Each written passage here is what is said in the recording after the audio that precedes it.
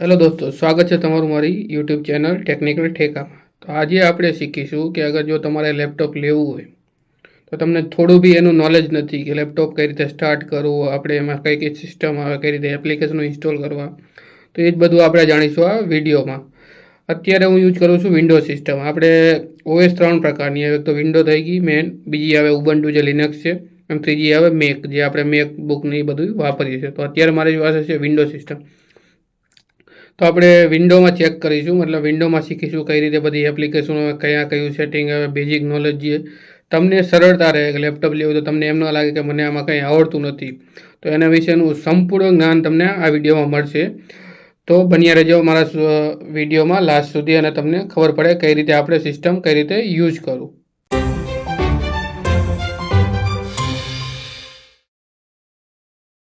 જે આપણી main screen હોય છે, હવે એમાં તમે જોઈ શકશો કે અહીંયા જે એપ્લિકેશનો મારામાં ઇન્સ્ટોલ છે, તમે અહીંયા એપ્લિકેશનો અહીંયા માર્ક કરી દીધી છે. આપણે વીએલસી થઈ ગયું, ગૂગલ ક્રોમ થઈ ગયું, માઇક્રોસોફ્ટ જે ડિફોલ્ટ હોય, તો એ આપણું થઈ ગયું આ મેઇન હોમ પેજ. હવે અહીંયા તમને દેખાશે એક નીચે આખી લાઈન અલગ કરેલી છે, તો આને કહેવાય ટાસ્ક બાર. તો ટાસ્ક બારમાં શું, આ મેઇન તો એક તમારો સર્ચ ઓપ્શન આવી જાય, જે તમે અહીંયાથી કોઈ બી વસ્તુ સર્ચ કરી શકશો અને ડાયરેક્ટ સિસ્ટમમાં જઈ શકશો. એની બાજુમાં છે વિન્ડો ઓપ્શન, જે વિન્ડો કી કહીએ આપણે, સ્ટાર્ટ બટન કહીએ. જે સ્ટાર્ટ બટન તમે ક્લિક કરો તો તમારી જે એપ્લિકેશન છે અહીંયા બી લોડ થઈ જશે. હવે એના પછી આ બધી થોડી એપ્લિકેશનો છે આપણે જે અહીંયા બુકમાર્ક તમે કરી શકો, મતલબ ટાસ્ક બારમાં એડ કરી શકો, તો એ બી તમને અહીંયા દેખાશે. એના પછી ઓપ્શન છે અહીંયા મોર ઓપ્શન છે, જે તમારી કોઈ એપ્લિકેશન હોય, તમારી સિસ્ટમ રિલેટેડ સેટિંગ હોય, તે અહીંયા તમને શો કરશે. એના પછી જે તમારી કોઈ બી વિન્ડો રિલેટેડ અપડેટ હોય તો બી અહીંયા બતાવી દેશે, અને વિન્ડો અપડેટ નોટિફિકેશન કહેવાય. આ છે તમારું માઇક્રોફોનનું સ્ટેટસ, કે તમારું માઇક્રોફોન ચાલુ છે કે બંધ છે. જો બંધ હોય તો અહીંયાથી તમે અંદર જઈ શકો છો, સેટિંગ કરી શકો છો. એના પછી છે વાઈફાઈનું સ્ટેટસ, એના પછી છે સ્પીકરનું સ્ટેટસ, એના પછી છે બેટરી, અને અહીંયા ટાઈમ અને ડેટ આવે છે.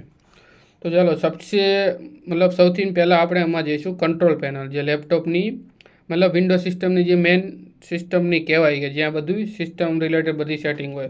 તો એના માટે આપણે સર્ચ કરીશું ડાયરેક્ટ અહીંયા કંટ્રોલ પેનલ.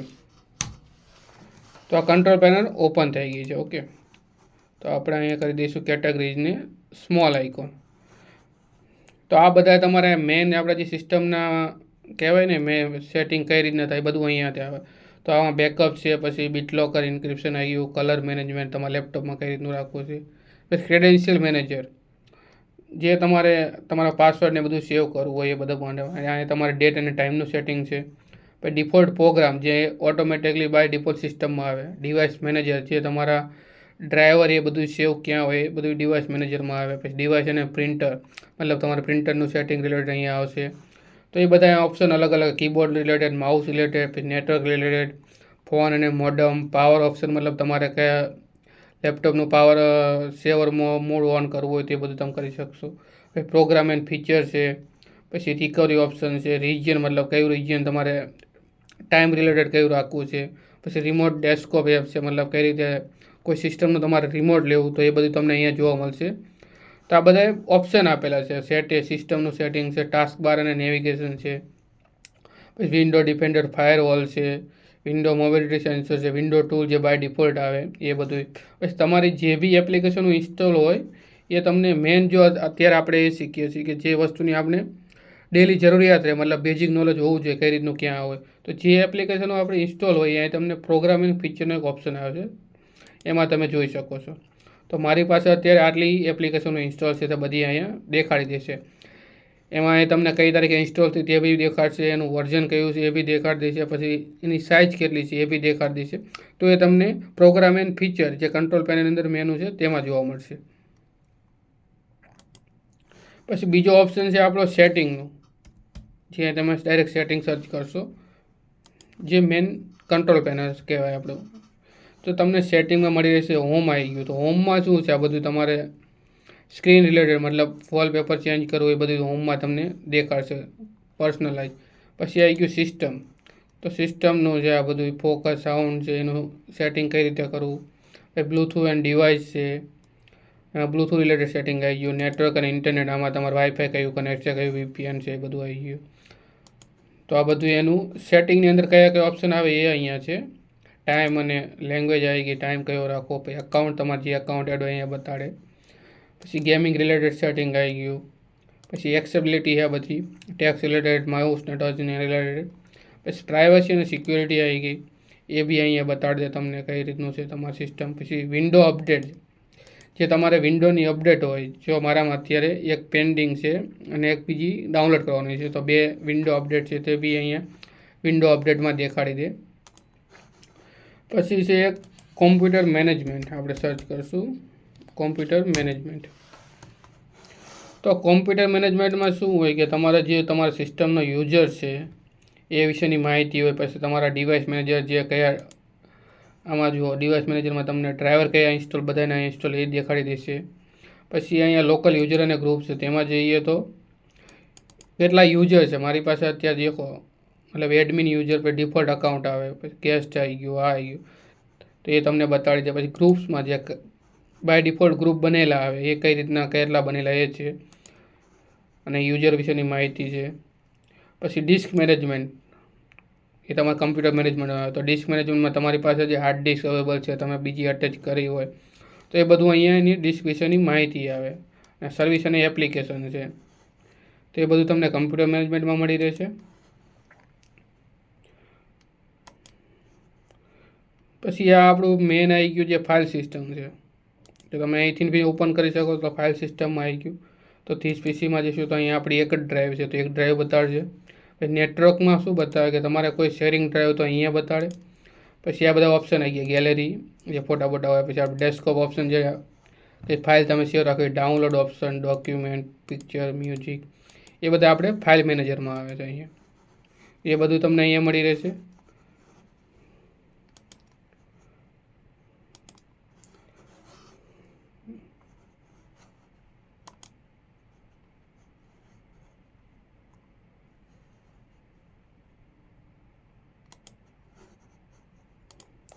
પછી બેઝિક તમારે ધારો કે કોઈ ફોલ્ડરને એવું ક્રિએટ કરવું છે, તો તમે ડાયરેક્ટ અહીંયા હોમ સ્ક્રીન ઉપર આવી જશો. એના ઉપર તમારે રાઇટ ક્લિક કરવાની અને ન્યૂમાં તમે ઓપ્શન છે ફોલ્ડરની, તમે અહીંયાથી બનાવી શકો. તમે કઈ રીતે કોઈ ફોલ્ડર બનાવો છો, ડાયરેક્ટ અહીંયા બની જશે. એનું તમે નામ આપીને નવું ફોલ્ડર બનાવી શકો છો. ફોલ્ડર બની ગયું, એને ડિલીટ કરવું તો એના પર ક્લિક કરો અને અહીંયાથી ડિલીટ કરી શકો છો. તમારે પછી કોઈ ધારો કે વોલપેપર ચેન્જ કરવું છે, પર્સનલાઇઝેશનમાં જવાનું. અહીંયાથી આ બધા આપણને આપેલા છે મેનુ, કયા કયા કયા સિલેક્ટ રાખવા તમારે એ બી આપેલા છે. તો તમે ત્યાંથી ચેન્જ કરી શકો છો ને કોઈ બી જે છે આ રીતનું સિલેક્ટ રાખવું હોય તમારે એ તમે સિલેક્ટ રાખી શકો છો. તો એ તમારે ડિસ્પ્લે રિલેટેડ સેટિંગ થઈ ગયું.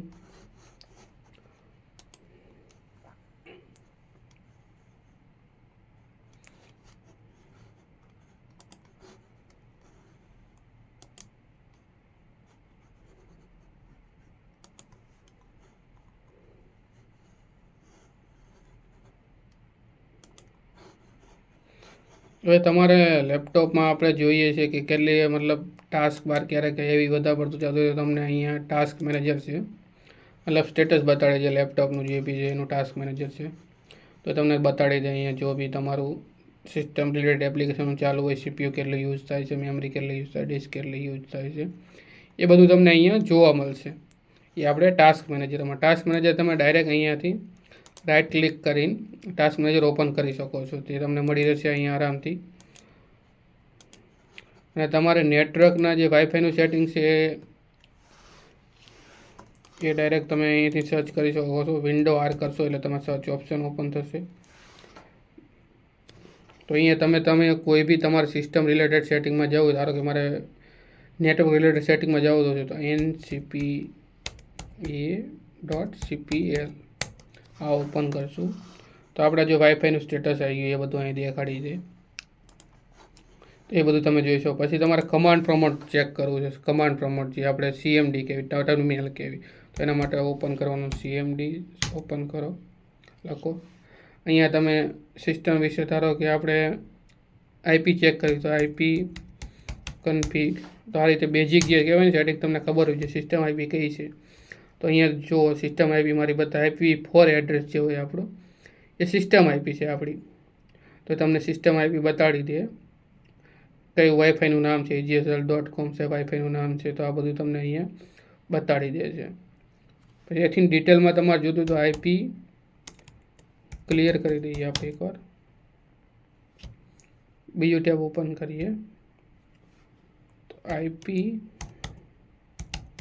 config/all આમાં તમને મેક એડ્રેસ ને બધું તમારા સિસ્ટમ રિલેટેડ હોય બતાડી દેશે અહીંયા IP configમાં.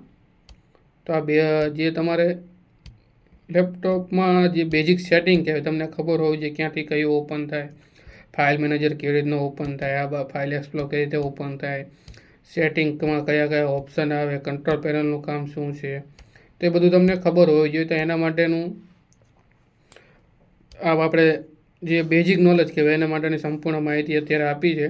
આપણે ડિટેલમાં જે વિડીયો બનાવીશું દરેક એના વિશે કયા સેટિંગનો ઓપ્શન કયો હોય એ બધું તમે મારા ચેનલમાં જોઈ શકશો.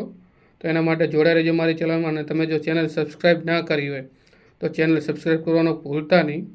Thank you.